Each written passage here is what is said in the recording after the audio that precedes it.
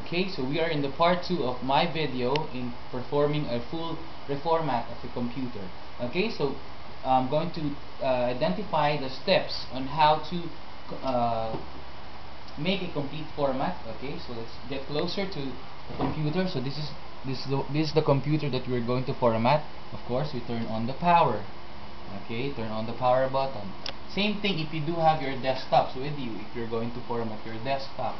Okay, and then you press F2, okay, or any of the setup. So you can go to the BIOS system of your computer. Okay, so there of course is the BIOS of your computer. Now you go to boot. So you can change the boot device priority. Okay, so how your computer is going to boot. Okay, so that's the first boot. Of course, you're going to indicate the first boot would be USB or the CD-ROM device, the CD. There, closer please.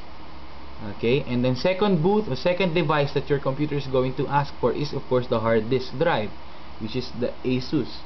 And then third boot would be of course for the removable device. So the first boot, that means that the computer is going to run from the USB device, which is the external drive. So you're basically going to run from the DVD or the CD-ROM of the Windows XP, since you cannot format a drive when it is running. Okay, you press F10 to save and then press OK. Okay, now your computer is going to run not from the hard disk itself, but it's going to run from the external DVD. Okay, you just wait for a while. Okay, so the screen blanks, and look at the screen. That's what the one I'm trying to talk to you. Press any key to boot from CD. That is from my lessons. And then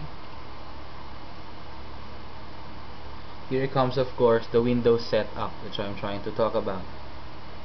Okay, so we're going to cut the video since this is just showing the loading of files below.